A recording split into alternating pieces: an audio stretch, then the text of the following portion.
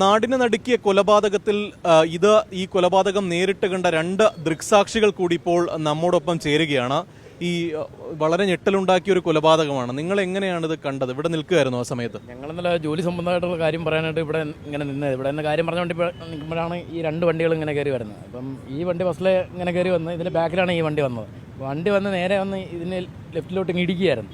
ഇടിച്ച് ഇതിനെ അങ്ങോട്ട് കൊണ്ടുവന്നിട്ട് പെട്ടെന്ന് അയാൾ അതിനകത്ത് എന്തോ ഒരു സാധനം എടുത്ത് ചീറഞ്ഞ് അത് ഞങ്ങൾ കണ്ടു. അപ്പോഴാണ് തീ ഇങ്ങനെ പെട്ടെന്ന് ഞാൻ ഇവന് കത്തിടാ എന്നുവെച്ചാൽ വണ്ടി വന്ന് ഇടിച്ചു കഴിഞ്ഞാൽ കത്തുമില്ല. അപ്പോൾ എന്തോ ഒരു സാധനം എടുത്ത് ഒഴിക്കുന്നത് ഞങ്ങൾ രണ്ടുപേരും കണ്ട്. അങ്ങനെ ഞങ്ങൾ ഓടിച്ചെന്ന് നോക്കിയപ്പോഴത്തേക്ക് ഇതിനകത്തിരുന്ന ആൾ ഇങ്ങോട്ട് ഓടി.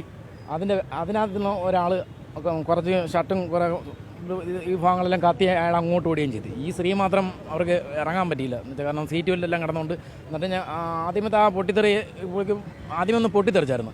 പൊട്ടിത്തെറിച്ചപ്പോൾ തന്നെ തീ ഭയങ്കരമായിട്ട് അങ്ങ് ആളി.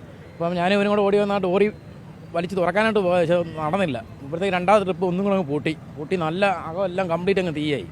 3ാമത്തെ ട്രിപ്പ് പൊട്ടിയപ്പോഴത്തേക്ക് ഈ ലെഫ്റ്റ് സൈഡിലെ ഡോറ് തന്നെ ഓപ്പണായി ഇവരങ്ങ് അങ്ങോട്ടങ്ങ് വീഴുക. അപ്പം മാക്സിമം അവരുടെ ശരീരം ഒരു 90% പൊള്ളി പൊള്ളി മാറിയിട്ടുണ്ട്. ഇപ്പോൾ തീ കത്തിച്ച ആ പുള്ളി ഇവിടെ തീ കത്തിച്ചതിന് ശേഷം ഇവിടെ നിന്ന് ഓടിപ്പോവായിരുന്നു. അതോ ഇവിടുന്ന് പുള്ളിക്കാർ ഓടിപ്പോവായിരുന്നു. അപ്പോൾ ആ സമയത്താണ് ഈ കാറിൽ നിന്ന് ഇറങ്ങിയ പയ്യൻ പറഞ്ഞു, ചേട്ടാ വണ്ടിക്കകത്ത് ആളുണ്ട്, രക്ഷിക്കണം. നമ്മൾ നോക്കാൻ നേരത്ത് നമ്മളെ വിചാരം വണ്ടിക്കകത്ത് ഫാമിലിയാണെന്നായിരിക്കും. വണ്ടിക്കകത്ത് നിലവിളി ഉണ്ടായിരുന്നു. അപ്പോൾ ഈ പുള്ളിക്കാരൻ പുറത്തു ചേട്ടാ പപ്പനാണ് കത്തിച്ചത്, കത്തിച്ചതെന്ന് ഈ പയ്യൻ പറഞ്ഞു. പക്ഷെ നമുക്ക് ആരാന്നും അറിയില്ല. നമ്മൾ ആ സമയം ഫയർ സ്റ്റേഷനിലും പോലീസ് സ്റ്റേഷനിലും വിളിച്ച് പറഞ്ഞു, അവർ വന്നു. നമ്മൾ രക്ഷിക്കാൻ നോക്കിച്ച് പറ്റിയില്ല നമുക്ക്. കാരണം 90% പൊള്ളലേ. നമ്മളൊരു ചാക്കിട്ട് പിടിച്ചപ്പോഴത്തേക്ക് ഇവരുടെ മാംസം അടന്നു പോയിക്കൊണ്ടിരിക്കുക. അപ്പോഴും നമ്മളെ വിട്ട് വണ്ടിയുടെ അടുത്ത് നമുക്ക് ചെല്ലാൻ പറ്റത്തില്ല. ഒരു മൂന്ന് പൊട്ടിത്തെറിയായിരുന്നു. ആ ചൂടായപ്പോഴും നമുക്ക് ചെല്ലാൻ പറ്റത്തില്ലായിരുന്നു.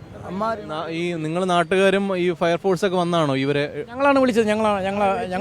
ഞങ്ങളാണ് ഇവിടെ നിന്നത്. ആ സമയത്ത് ആരും ഇല്ലായിരുന്നു. പിന്നെ ഓട്ടോക്കാർ ഒരു 3-4 പേര് ഓടി വന്ന്, പിന്നെ ഇവിടെ ഉള്ളവരൊക്കെ ഓടി വന്നത്. ആ സമയത്ത് ആരും ഇല്ല. അന്നേരം ഞങ്ങൾ 3 പേരെ ഉള്ളായിരുന്നു ഇവിടെ. വേറൊരു പയ്യന് ആ സമയത്ത് വന്ന് കയറി.